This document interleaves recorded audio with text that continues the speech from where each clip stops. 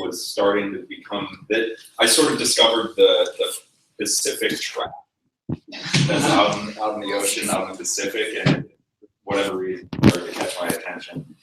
And I also became interested in big data and sort of networked streams of information. So there's some of the trash heaps. So I live in Bushwick, and I guess it was sort of like I started to explore this space a little bit, and it was like, instead of going out to the Pacific or something, I just figured I would start in my backyard. And so I started scavenging around Newtown Creek, which is that creek there. And I would basically start at one end and just kind of work my way up. And I went out a couple of times and was just collecting trash. There's a lot of trash, and so I was sort of curating it to my liking as I went. This is the view of the opening of the canal over Manhattan on the East River. And this is some of the trash. And so I brought this trash back to my studio and began casting it in resin.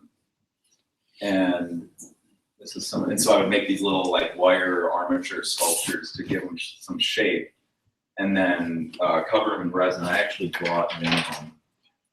You guys can pass it around if you want. And it's basically just like hard plastic. And so some of the resin curing. And sort of part of my interest was in like working with resin is like preserving things in their current state. And so I'm sort of into this idea of taking like organic things that are decaying and breaking down and preserving them as they are and trying to lock them in place, but also like watch them continue to transform within the resin. And so these are some of the pieces. I just started photographing them and sort of studying them. And they started to kind of take like I did this like portraiture series, and I feel like I've sort of grown attached to them. It's like they kind of start to take on personalities, and like each one has its own story. It's like wherever it came from.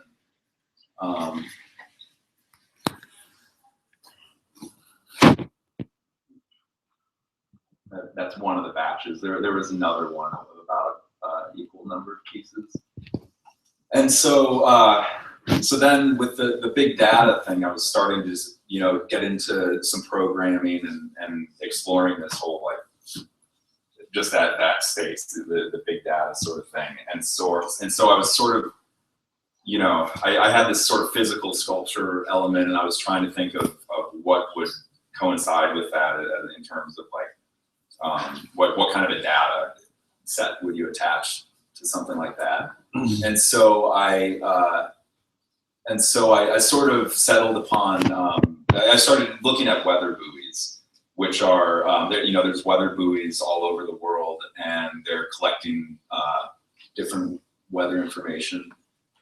And so this is like a diagram of the sort of network flow. So I built a server in Node.js that is constantly collecting all the data in real time, and then there's the local server is on a Raspberry Pi, which is sort of like a small computer, and that sits in the physical space of the installation. This became an installation, so that sits in the local room, and the idea was that theoretically you could deploy different installations, and you have a local server in each one that were all connecting to the central server, and then that they communicate with the central server and take whatever data that you've told it to be specific for that installation, and it sends it to a microcontroller, which then parses the data and sends it to stepper motors. At the same time, so I was getting into this sort of like data viz in a physical sense, and so at the same time, I figured it would be good to just sort of start with the basics, like a scatter plot graph or something. And I was also just doing it to learn D3, which is a JavaScript library for data viz.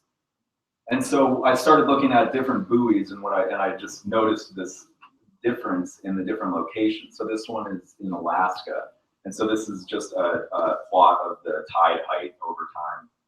And then I started looking at other buoys, and these different patterns would show up. And going into it, I thought it would just be like all of them would be the same thing, just like basic up and down kind of stuff. But so I thought that was kind of interesting. And then one of the things that I want to do, if I keep going with this project, is take these and turn them into waveform, like use them for sound. So I like literally listen to the tidal history from a certain location. And so, so I was thinking about this installation, like I had all this trash, and I was thinking about like what to do with it. and then like what, so, and then I also have this data, and it was like, well, what kind of relationship would they be, and different things that the data could drive. And this was just like a little like thought experiment, just kind of beginning to explore that space of like what an installation might look like if like I filled this room with trash.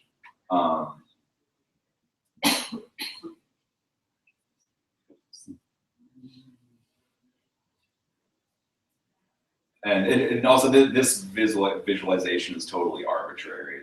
It was just me programming it this way. It has nothing to do with it. It doesn't have a data input.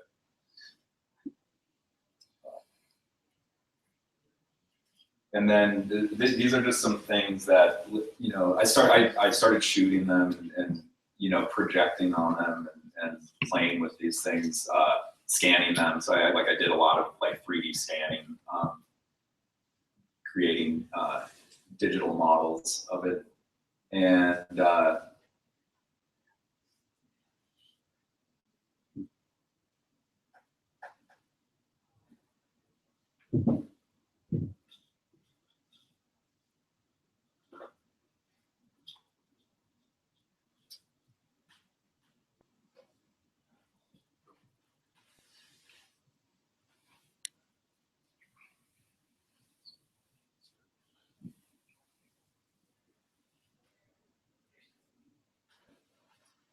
this was just some footage that I shot. The footage that I was projecting on those pieces. It's just a GoPro strapped to the underside of a kayak. It's up on a lake in Vermont, and so this also became part of the installation video projection.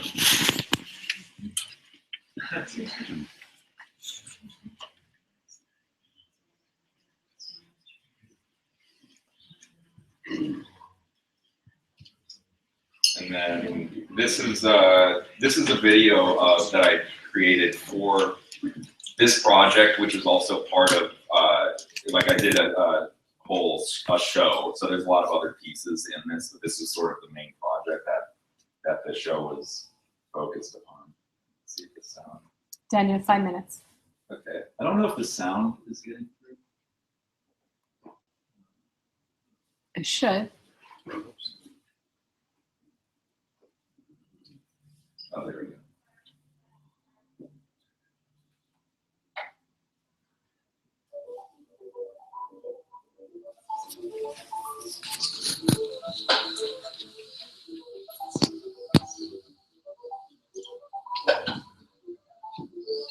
So each piece of trash is attached to a motor, and then these are the pulley system in order to carry the weight of the trash. And then each motor is attached to a weather buoy. So in this video, these are just moving at a pre-programmed speed, because otherwise you wouldn't really notice it moving because it moves with the tide. But that when it's not being shown, they're each attached to a tide height at a certain weather buoy.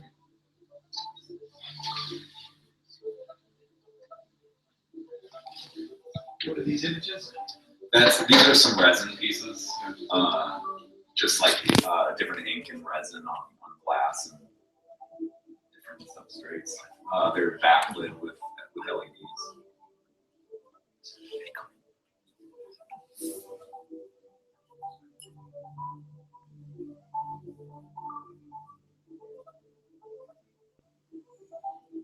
These were more plastic trash bags.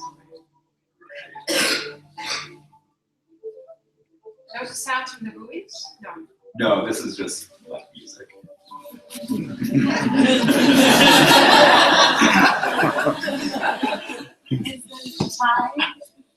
the data like real time, or did you speed things up a little?